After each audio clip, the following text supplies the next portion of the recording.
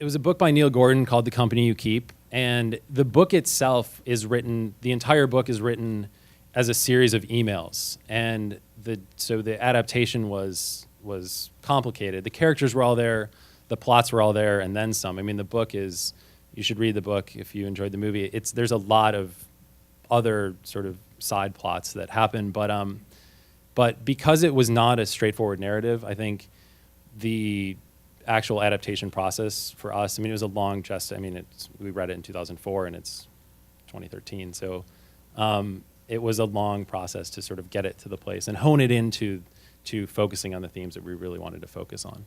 You know, when we first read it, it felt like a quintessential sort of 70s Robert Redford movie, and he's never directed one. The themes of it speak directly to his heart. I mean, it's got family, it's got, diving into the gray areas of American history, which he loves to do and loves to look back on historical events and get inside sort of the humanistic part of it and not just look at it with sort of the broad strokes that we often think about with history. Well, Julie Christie, obviously her personal, she's such an activist even to this day and a bit of a recluse, which Redford really appreciates. I mean, she lives in like the mountains of Spain, and she's she's such an individual. I mean, she really is an interesting character. But the courting process for Julie was the most complicated in the sense that we sent her the script. Redford came up with the idea. He'd never worked with her.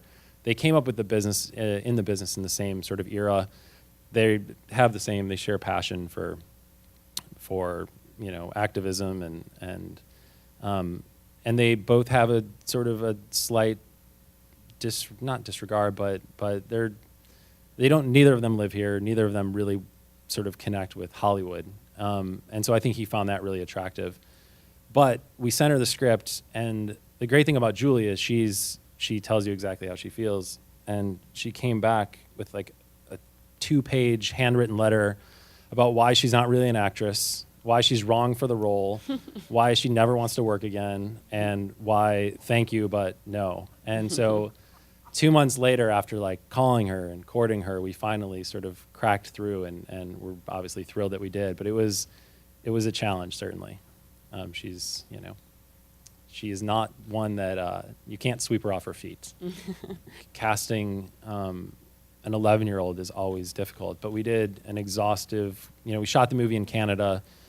We exhausted Canada. We exhausted the United States. It was the Saturday before we went to camera, and she was due up to shoot Thursday.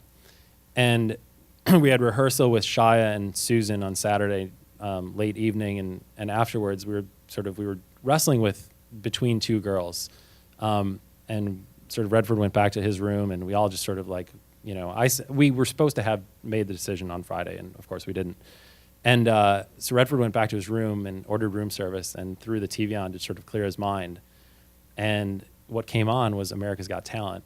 And the person on America's Got Talent was Jackie Evancho singing Puccini. And it was a close-up of her at first, and he was like, he literally thought, he had lost his mind. There's this like incredible, if you've never seen her sing, YouTube it, it's amazing. But she was this angelic 11-year-old who just had this glow and this composure. And he said, if she can do that, then she can act. Mm-hmm. And so he immediately called. He's like, we got to find her. She was in Pittsburgh, not an actress. We put her on tape, got the tape on Monday, looked at the tape. He was like, I love her. Everyone else is like, you're crazy. He hired her. There's always visa issues. We got her on the ground Wednesday night, and she was in front of camera Thursday morning opposite Redford. So it was he basically met her while they were shooting the movie, which is kind of amazing.